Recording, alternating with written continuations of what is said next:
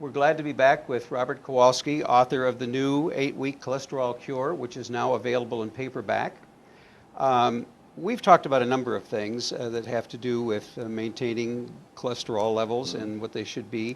Tell us a little bit about what attitude has to do with it, and also what your attitude towards the people around you can do for them and helping them in their everyday life. No question. I think attitude has everything to do with health in general, heart health in particular. In my own case, I really believe that my children saved my life.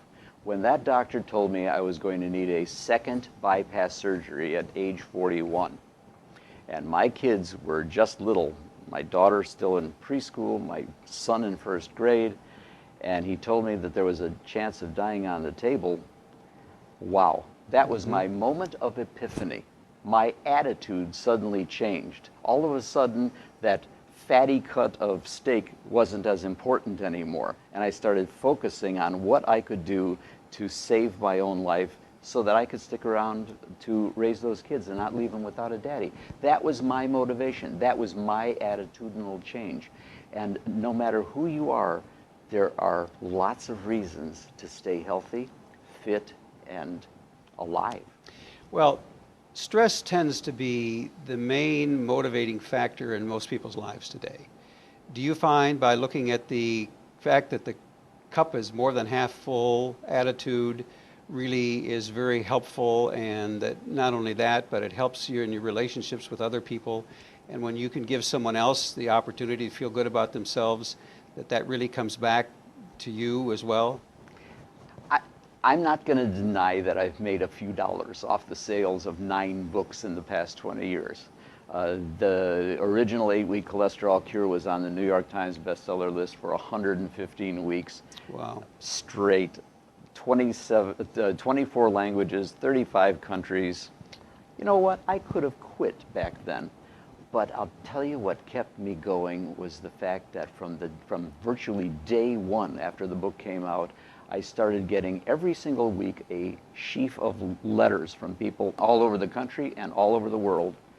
They'd send me their lab reports. They'd show me letters that they got from their doctors saying, how did you do that? Way to go, you know, that sort of thing. And people telling me, thank you for helping to save their lives. You talk about attitude change. I started off saving my life to raise the kids, but now I realized, hey, I'm sharing this with the world. What a wonderful kind of a feeling. And I've interviewed people in high places, and ultimately that comes down to be the biggest motivator in their lives, is the feeling that they are really doing something for someone else. Ask anyone, you don't have to write a best-selling book. Ask anyone who does volunteer work at the hospital with underprivileged children, with foster grandparents programs, Big Brother programs, volunteering at a school. It is simple little thing to volunteer at a school, to read books to kids.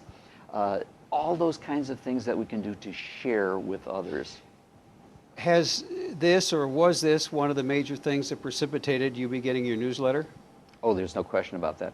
That, in combination with the idea that I drove my editor absolutely nuts with that first book, because every week I'd say, I've got one more thing that I need you to change, because there would be one more article that I would have read that I wanted to get that into the book. And so I kept doing that until very literally the moment that the book went to press, and that was the end of it. But I realized, you know what? By the time the book is on the shelves, it'll be obsolete. It'll be obsolete. And so I thought, oh, wait a second. And once again, I called the editor and said, whoa, I need one more page in the book. And that's how the newsletter began, announcing that if you want, at the very end of the book, I said, if you'd like to keep up to date with what's going on in heart health, the latest developments, new products, research that's happened, comments on things you might have read in the media, the newsletter is available. And the newsletter is called? The Diet Heart Newsletter. It's a quarterly, sent out 4 times a year, every 3 months, and 8 pages of jam-packed information. How does someone find it?